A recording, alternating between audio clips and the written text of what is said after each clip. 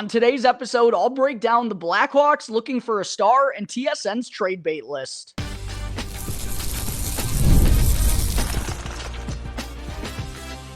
You're Locked On Blackhawks, your daily podcast on the Chicago Blackhawks, part of the Locked On Podcast Network, your team every day. What's going on, Blackhawks fans? Welcome back to another episode of Locked On Blackhawks, part of the Locked On Podcast Network, your team every day. As always, quick reminder to go and hit that like button. Jump in the comment section down below as well. Mailbag Monday, of course, is right around the corner. Let me know your thoughts as well on which member of the Chicago Blackhawks you believe is going to be traded next. Last but certainly not least, make sure that you're subscribed to Locked On Blackhawks on YouTube if you haven't done so already. I'm really close, within 5 subscribers of reaching my goal of 2,000. Would really like to accomplish that feat before January comes to close here in a couple of days. So please, even if you're tuning in through an audio platform, jump on over to YouTube and hit that subscribe button for me. All right, good afternoon, everyone. Again, thank you all for joining me on another episode of Locked On Blackhawks, your one-stop shop for all things Chicago Blackhawks. Real quick before I get into the good stuff today, obviously no video version on YouTube, just going with the Locked On Blackhawks overlay. And the reason for that is I'm actually on the road for work here today. I'm not in the usual studio setting and wanted to make sure that I had an episode dropping for you all today. Wouldn't be able to do one at home. So unfortunately, a result of me doing the show on the road is no video. The audio, I think, might be a little bit echoey as I'm recording in a little bit of a large room with some wooden floor. So I apologize for not being in the studio here today. Hope you all can bear with me through today's episode. We'll have an episode dropping either late tonight or real early tomorrow morning following the Chicago Blackhawks matchup with the Carolina Hurricanes. But to kick things off on the show here today, Blackhawks fans, on Monday morning, Blackhawks general manager Kyle Davidson gave his midseason press conference to talk about a slew of different topics, including trading away Taylor Hall, where the team is at currently as we enter the second half of the season, what to expect come trade deadline time, and also some thoughts about the Blackhawks potentially acquiring a superstar. So I figured I'd definitely go through all of that here on the show today and touch on the major talking points that Kyle Davidson went through on Monday morning at Fifth Third Arena. First, what I want to talk about is the Taylor Hall trade. Davidson came out and said, he mentioned there was a little bit of confusion on what the Blackhawks' role was in that trade involving Mikko Rantanen going to the Carolina Hurricanes, who they're going to face here tonight, along with Taylor Hall, who is now into Blackhawks legend territory. Marty Necas, Jack Drury, couple of picks going to the Colorado Avalanche as well. Can't forget Niels Juntorp going to Carolina also. But in all seriousness, Davidson got right out in front of this. There have been a lot of hockey sources, and hockey Twitter was kind of going nuts over the Blackhawks only recouping a third-round pick in that trade for exchanging Taylor Hall to the Hurricanes, taking on 50% of Mikko Rantanen's contract through the end of this year. A lot of people out there and a lot of reputable hockey sources were saying league executives, none of us really understand what the Blackhawks were doing here. And again, as I mentioned on Monday's episode, that was kind of the same way I was feeling a little bit when the trade went down on Friday night. But after the dust settled and I kind of looked at the finer details and sifted through the nitty gritty, I thought it wound up being pretty decent value for general manager Kyle Davidson. I admittedly said I thought it should have been a late second for helping the Canes land a player like Mikko Rantanen and also giving them Taylor Hall. But the Blackhawks got their own third-round pick back. It's going to be one of the first selections in the third round. So probably only a 5, 6, 7 pick difference when it's all said and done. So not the end of the world. I thought it was decent value for the Blackhawks, and it sure sounded like Kyle Davidson, touching on this matter, was pretty happy with the value that he got. Davidson said, quote, "For us, we were happy to get the asset that we got back. And moving Taylor, I think it was something that was probably going to happen at some point." And yeah, the writing was clearly on the wall for Taylor Hall. He had mentioned that he in the last couple of weeks prior to the trade that he was expecting to get moved at the deadline. And that came a week after saying he was envisioning himself as a long-term member of the Chicago Blackhawks. And then even this morning, Taylor Hall had some interesting comments to the media as he's set to face against his former team just a couple of days later after being dealt by them, saying, he definitely thinks he's a better player than the ice time that he was getting here in Chicago, but he does understand kind of the priorities, the kids being on the scene. They're the focal point here. But some interesting comments for sure at the end of Taylor Hall's tenure and also just a couple of days after being exchanged by the Blackhawks. But I like that Kyle Davidson kind of got in front of this, and I do agree. I think it was a pretty good, not great, not sexy, but pretty good asset return by the Chicago Blackhawks in that situation. Also wanted to bring up Kyle Davidson's quote about the salary retention situation. He said, quote, "We were not going to use our 2 retained salary transactions being involved in this one, and then maybe another one with Taylor later on." And that's definitely an interesting tidbit, not anything groundbreaking or surprising here. I've talked about this a little bit. I think I touched on it during Monday's episode as well, but the Blackhawks and Kyle Davidson, they just want to keep their options available. And I know a lot of people, when they saw Davidson say this, their instincts immediately take them to Seth Jones, because there's been a lot of rumors with Jones recently, and maybe the Colorado Avalanche, maybe the Vancouver Canucks.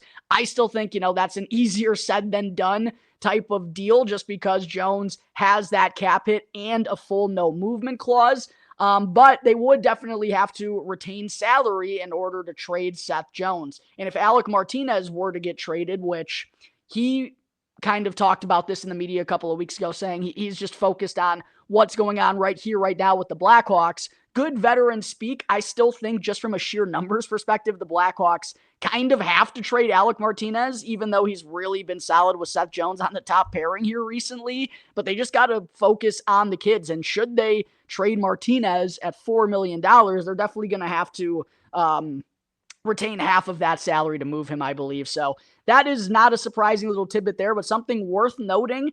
Blackhawks just want to stay flexible with the trade deadline approaching, which I absolutely believe is the right decision. Next most noteworthy tidbit from this presser from GMKD was regarding the offseason, or even just the trade deadline approaching. What Davidson had to say is that he was extremely open to adding an NHL star, whether that is at the trade deadline or through a trade during the summer or in the free agent market.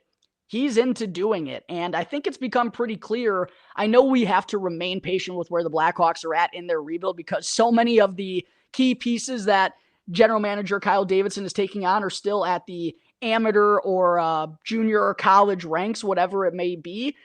It still seems like the Blackhawks, particularly in their forward group, are going to need another true game changer along with Connor Bedard. And, that's why I would have liked for them to have selected Ivan Demidov, but that's come and gone. Obviously, I've expressed my frustrations on that, but I like to hear Kyle Davidson being open and being like, yeah, we need a superstar. And I absolutely agree with him. And what's interesting, Blackhawks fans, is Mark Lazarus of The Athletic, in his podcast with Scott Powers, mentioned that the Hawks sure seem to be gearing up for a run at Mikko Rantanen. Man, they were just involved in a 3-way trade for retaining some salary in order to get Rantanen to Carolina. And as I referenced on Monday, Blackhawks fans, if there was an extension in play for Rantanen in Carolina, the Blackhawks would not have been part of this deal, because I firmly believe, especially after hearing this from Kyle Davidson, he's thinking the same way that I am. Superstars don't grow on trees, and you don't get them very often. And the 2 biggest name free agents set to hit the market this summer, Mikko Rantanen and Mitch Marner. And it sounds like the Blackhawks think they have a good opportunity at landing Rantanen. And, they have the cap space to certainly afford him, but it's going to be a hefty price to pay for the Blackhawks, probably around the $14 million ballpark for 7 to 8 years. He's got the same agent as Leon Draisaitl. He's going to be commanding that money, even if he's not a center iceman. And he does turn 29 next offseason, so it's a big bargain. There certainly is some risk there. As far as Mitch Marner, he's also going to turn 28 years old in May. And out of Mikko Rantanen and Mitch Marner, I'd rather have Mikko Rantanen. I'd rather have the player with size, with edge, with a little bit more grit, and has more playoff success. Now, he's probably going to cost, not probably, he is going to cost more than Mitch Marner. But that's kind of the debate that Kyle Davidson is left in. And, they're not my favorite options necessarily because of the price and the age. But like I mentioned, superstars don't grow on trees. Some of the other options that, I'm thinking about honestly, I've already talked about them on the show. Elias Pettersson, the Vancouver situation, it feels like something's got to give up there. Pettersson's only 26 years old. There's JT Miller rumors going on. He's 31, though, with 5 more years left on his deal. It's not an easy call whatsoever, but the Blackhawks want a superstar. I think they need one. Will be interesting if Kyle Davidson really believes the time is now to go and pursue that option. KD also talked about the Blackhawks rebuild and the state of the team right here, right now. He said, quote, "In terms of a rebuild and building up through our young players, a lot of the players are still in amateur hockey, so we're not out of that, as I just mentioned a moment ago. We can't lose sight of that. Did I expect us to be better than second last? I did, but that doesn't at all mean that I'm concerned about the bigger picture here, about the bigger process at play here in terms of where we're headed and how good this group and this young group coming can be. I'm probably more optimistic now than I was in the summer in that respect." And I understand that perspective from Kyle Davidson, and it is disappointing that the Blackhawks are second to last in the NHL standings. I didn't think they would be here either. But at the same point in time, we've learned a lot about the kids so far this year, even though it's been another season filled with a lot of losses. Frank Nazar looks like an absolute stud. Sasha Boisvert and Sam Renzel are having absolutely mammoth years in college hockey. Jack Pridham, AJ Spellacy looking fine on the OHL ranks. And then you still got so many other Kevin Korchinski, Artem Levshinov down in Rockford. And the prospects are just going to keep coming. So yes, while it is disappointing and while some of it is Kyle Davidson's fault that I believe this team is underperforming in terms of the additions he made this offseason not being good enough for the Blackhawks to take that step, you still can't go and throw him under the bus and call him a bad general manager because, again, all his game-breaking picks and pieces that he's added on since taking over, most of them aren't on this scene yet. So I really do agree with this assessment by Kyle Davidson. Referring to the trade deadline, KD said, quote, "We'll be listening to see what happens. Obviously, when you're in the position that we're in, you're traditionally more of a seller, but we'll just kind of see what comes our way. Nothing that we're going to certainly force. We've got a lot of assets. We're not necessarily in that asset build stage like we were a little while ago. And so we've got the luxury of being patient and just seeing what comes our way."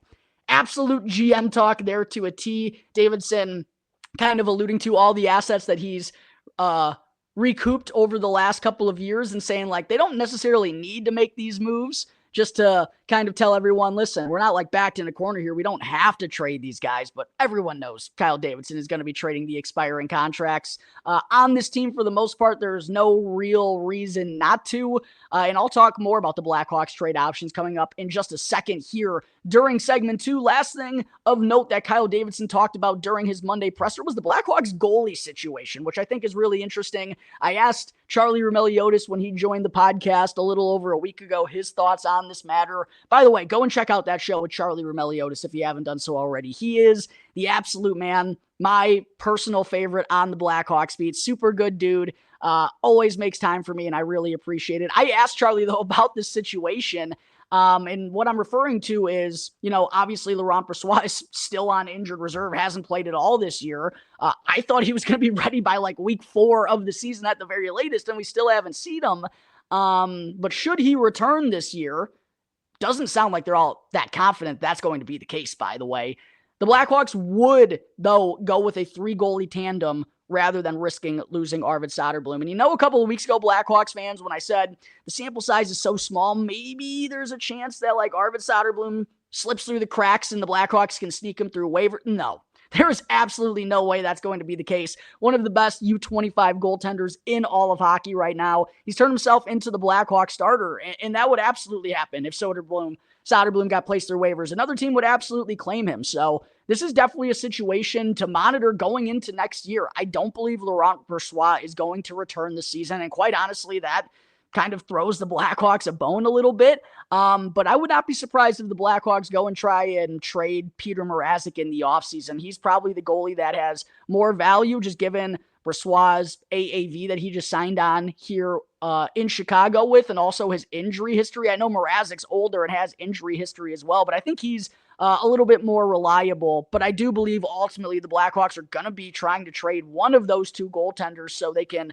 not have to risk losing Arvid Soderblom through waivers. And he looks ready to be the Blackhawks 1A or 1B starter going into next year, should this run that he's been on here right now continue. A lot of good stuff out of Arvid Soderblom, but there is everything I wanted to talk about from General Manager Kyle Davidson's press conference on Monday morning. We'll hear next from him right around trade deadline time, or if the Blackhawks make a trade sooner, he'll probably speak on that as well. But coming up in just a moment here, Blackhawks fans, I'll get into which Blackhawks cracked TSN's trade bait board as we start to creep towards the deadline.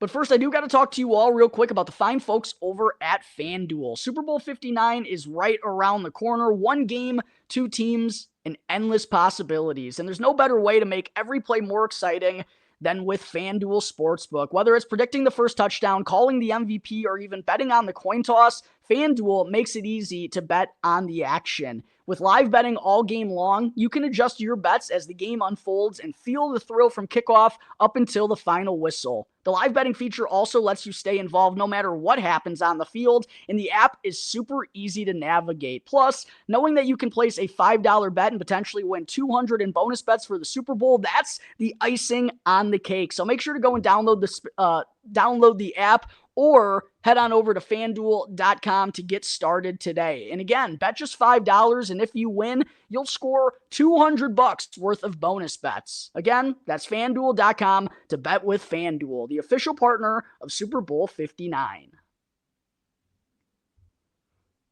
Segment 2, TSN recently dropped their trade bait list ahead of the 2025 NHL trade deadline, and a few members of the Blackhawks found themselves on this list. So I figured I'd talk about each of them and the likelihood of them being dealt, and also some of the other notable names for us Blackhawks fans, and just also on the NHL scene as the deadline starts to creep toward us. At number 1 on the TSN trade bait list is none other than JT Miller, the man that I just referenced a moment ago. His time in Vancouver looks like it could be coming to an end. The Canucks have been an absolute dumpster fire, hanging on barely. Miller, though, has still been fine.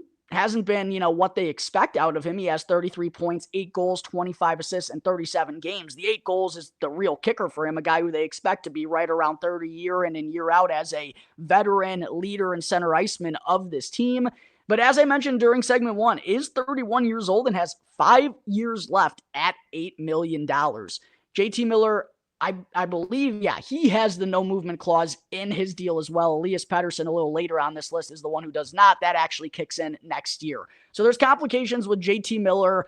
I've thought about, could the Blackhawks swap Seth Jones for JT Miller? I don't think that's an equal 1-for-1 swap. The Blackhawks obviously are going to, I think they'd have to take on some of that money because Jones is making 9.5, Miller's making 8. I don't think it would have to be half or anything like that. Or maybe obviously, the no movement clauses would have to be waived on both sides, but that would be like a semi-interesting 1-for-1 swap. I know the Canucks have been interested in a right-handed defenseman. I don't know if that would necessarily be the value that they're looking for, but again, it feels like something has to give with the Canucks at some point in time, and JT Miller is a name that's been linked to the Blackhawks, at least from Elliot Friedman saying the Blackhawks should be all over this. I doubt JT Miller would have that much interest to get traded to the Blackhawks right here, right now, but crazier things have happened. He's really the only one here in the top 10, I think, to keep an eye on. Number 2, Brock Nelson for the Islanders. 3, John Gibson, goalie for the Ducks. 4, David Savard, defenseman for the Montreal Canadiens, going to be a very sought-after right-handed defenseman at this year's deadline. Marcus Pettersson for the Pittsburgh Penguins. Scott Lawton feels like he's been on this list the last couple of years for the Philadelphia Flyers. Trent Frederick at 7 for the Boston Bruins. Yanni Gourde at 8 for the Seattle Kraken. Really good bottom 6 type of player that'll help make a good team great. I always love what Yanni Gourde brings to the table. 9, Rasmus Ristolainen, whose contract is an absolute dumpster fire. And then at number 10, Elias Pettersson, also someone who's been kind of linked in rumors to the Chicago Blackhawks. And listen, like I mentioned earlier, superstars do not grow on trees. You don't get very many opportunities to acquire superstars. And if the price is right, seems like the Vancouver Canucks would consider parting ways with Elias Pettersson, who has only 30 points in 41 games this year, 11 goals and 19 assists, but is still only 26 years old. He's the younger superstar option for the Blackhawks in terms of JT Miller, who's kind of like a fringe superstar and also is 31 years old. Mikko Rantanen, yeah, superstar, but he's going to turn 29 in the offseason and command $14 million-ish. And then Mitch Marner is going to be an expensive free agent ad as well, should he hit the market. And he's also going to turn 28 in. His game isn't necessarily made or hasn't shined, at least up to this point, in the Stanley Cup playoffs. So Elias Pettersson, yeah, 7 years left at $11.6 million, nothing to bat an eye at, but it could wind up being the better bargain in terms of the available superstars the Chicago Blackhawks could possibly make a run for. So that is interesting, and why I wanted to talk a little bit more on Elias Pettersson. And again, I would not be surprised to ultimately see one of these guys traded in the next couple of weeks. Feels like something's got to give in Vancouver. At number 11, though, we have the first member of the Blackhawks, and that is Seth Jones, which I thought it was interesting to see him come in at as high as number 11. 30-year-old right-handed defenseman, of course, for the Blackhawks, who has 20 points in 31 games this year, 4 goals and 16 assists in the midst of a 6-game point streak, has 9 points during that stretch, the most points and assists by defensemen during those 9 games. Has really bounced back nicely ever since that god-awful performance against the Calgary Flames a couple of years ago. The problem with Seth Jones, he's 30 years old and still has 5 years left at $9.5 million. Like, that is a tough price to play for a guy who we haven't seen him in big-time moments or big-time action because the Blackhawks have been so bad for the last handful of years. Now he's into his 30s. You don't really know what you're going to get from his style of play come postseason time. He is a valuable defenseman, and his skill set makes a ton of sense and is attractive in today's NHL with the way that he can skate, has the size. Yeah, he's not the most physical defenseman, not the best defensive defenseman, but he can handle his own in the D zone and is legitimately a second-pairing defenseman on a Stanley Cup contending type of team. If it wasn't for the $9.5 million AAV, Seth Jones would absolutely be an attractive trade bargain. The problem is he's got that no movement clause. Maybe he's willing to waive it to finally go and win somewhere, but then you got to find a team who's willing to take on that price tag. And the Blackhawks probably have to eat some of that money, and they still have to get an asset that they believe is worth retaining for so long in order to move Seth Jones. So there's so many complications that go into moving this guy, probably more than Elias Pettersson, even though he's got 7 years left at $11.6 million, in my opinion, because he's the younger player with the higher of the upside. I just don't see Seth Jones being traded at this point in time, but I also didn't think Luke Richardson was going to get fired, so crazier things have happened, certainly. Next Blackhawk on the list at number 22, Ryan Donato, who's having an excellent season as a 28-year-old. He's now got 28 points, 15 goals, which is one short of tying his career high, and has chipped in for 13 assists in 45 games this year, and has a very attractive contract. He's going to be a free agent when the summer comes around and only has a $2 million AAV. And I don't even think that's a contract the Blackhawks would have to retain. Like, Ryan Donato provides great value as a two-way third liner who can do it all. And like Yanni Gourde, I think he's a guy that can help make a good team great. Like, he can kill penalties. He can provide you with some offense, puts the puck on net. He just plays the right style of game. Who wouldn't want to add Ryan Donato if you're a team who's looking to make a run in the Stanley Cup playoffs? I think he's the most likely Blackhawk to get moved here at the trade deadline. As much as probably the Blackhawks would like to keep him on as part of their future, there just really isn't room or reason to keep Ryan Donato. So go and trade him to a Stanley Cup contender. Thank him for everything he's done. I really do believe Ryan Donato's 100% gone by the deadline. That's the last member of the Blackhawks on this list. It was only Seth Jones and Ryan Donato. Taylor Hall was on here before being dealt. The only other Blackhawks who really are going to be in this conversation are Pat Maroon, Craig Smith, and Alec Martinez. I don't think anyone's going to be taking on TJ Brody at the trade deadline this year with that price tag. Martinez, I mentioned earlier, some interesting comments. Maybe that's just him being a veteran and that player talk. I think there's like a 50-50 chance he gets dealt. Pat Maroon, I think, is more likely to get traded than Alec Martinez. I think Craig Smith is probably right there in the middle. Obviously, he's hurt right now, but when he was healthy this year, showed some good wheels and some good offensive game for being a guy down on the fourth line who's over 35 years old. So Maroon and Smith, I think, are a little bit more likely to be moved than Alec Martinez, but I wouldn't be surprised if all of those guys wind up going at the deadline for the Blackhawks, as they clearly want to go with a full-blown kids approach the rest of the season. There is a look at TSN's trade bait board, Blackhawks fans, coming up in just a moment. Before I close out today's episode, I still have to talk about Kevin Korchinski being named an AHL All-Star. But first, I got to talk to you all, and that's why I don't do that. First, I got to talk to you all. It's such a bad habit, Blackhawks fans. I'm so used to putting the graphics up. And that's why, I am not in the studio. Got some bad lighting going on here today. Got to talk to you all real first, though, about the fine folks over at Game Time. I love going to live events, whether it's sports, music, theater, or comedy. And one of my favorite memories last year was attending a concert. The energy and the excitement were absolutely unforgettable. And now, Game Time has made it even easier to get tickets for your favorite events with their new feature, Game Time Picks. This feature filters out the fluff to show you only incredible deals on great seats, so you don't have to waste time searching through thousands of tickets. And I personally have used Game Time since I was way back in high school, whether I was going to see the Blackhawks, the Cubs, or any team in any city. And I still use Game Time to this day, and what I really love is they provide views from all seats in the venue, so you know exactly what to expect before you arrive and before you make your purchase. I highly recommend you all go and download the Game Time app today, and when you do, create an account and use the code LOCKEDONNHL in all caps to get $20 off with your first purchase. Again, use the code LOCKEDONNHL in all caps to get $20 off to see Connor Bedard at the United Center this season. What time is it? It's game time. Back here on the Locked On Blackhawks podcast, part of the Locked On Podcast Network, your team every day. Real quick, just wanted to say thank you to everyone for making Locked On Blackhawks your very first listen here to start off your day. Now for your second listen, go and check out the Locked On Fantasy Hockey podcast so that you can become a fantasy hockey expert and get the edge over your league mates with daily tips from Steal and Flip. And you can easily find the link to Locked On Fantasy Hockey on YouTube or wherever you may be listening to your podcasts. Segment 3, real quick, just a quick 2-minute thing I wanted to bring up. On Tuesday morning, the AHL announced that Rockford IceHogs defenseman and former top 10 NHL draft pick Kevin Korchinski was added to the All-Star Classic roster for this year, joining Cole Gutman, who of course replaced Frank Nazar as he's too busy shining up in the NHL on the Blackhawks top line.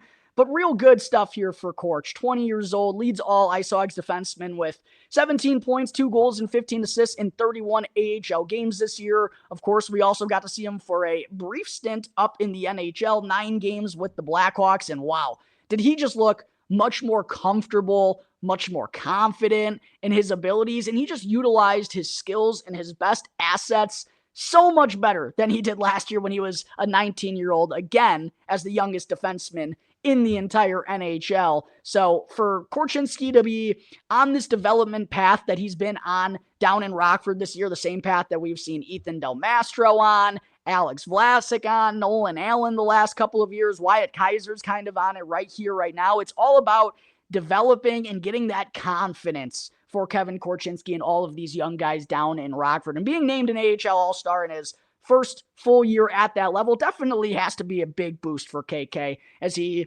continues to work on his playmaking, the breakout passes, transition offense. I think those are, where he is going to succeed the most in the NHL. He has the skills to be real special in transition, a good playmaker, skater along his own blue line, power play, 2 or 1 potential type of upside in the breakout passes. They haven't been great for him, but I think those are the types of areas he's going to make his biggest impact in the NHL, while also becoming more stable in the defensive zone. That's a very big key for him, being an undersized and kind of skinny, more so offensive-minded guy. It's just kind of handling business in the D zone. I don't expect Korch to be killing penalties like Vlasic, like Del Mastro, like Allen, being known for being a defensive stalwart or gritty along the boards or in front of the net. That's just not Kevin Korchinski's game. But fortunately, we have a lot of guys who that is their game. Where we need Korchinski to be a wagon is with his speed, with his wheels, with his passing, with his vision, with his IQ on the power play,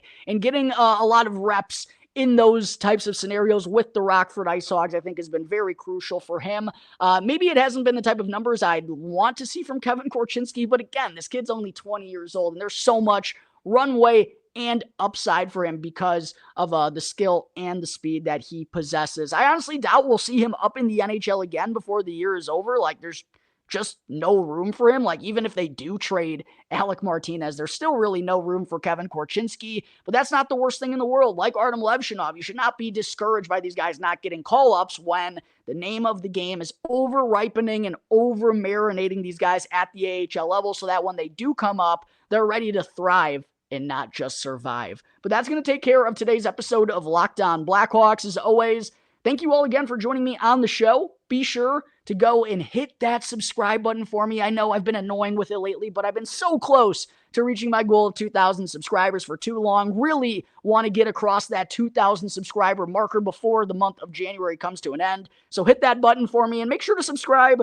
or follow Locked On Blackhawks for free wherever you may be listening to your podcast. That way you can tune into all of the latest episodes when you're on the go, on your way to or from work. Until the next episode, everyone, again, going to be dropping either later tonight after the Blackhawks game against the Canes, or probably more likely early tomorrow, just so I can get back in the studio and have a normal type of setting. But until then, everyone, enjoy the rest of your Thursdays. I'll see you next time on the Locked On Blackhawks podcast, part of the Locked On Podcast Network, your team every day.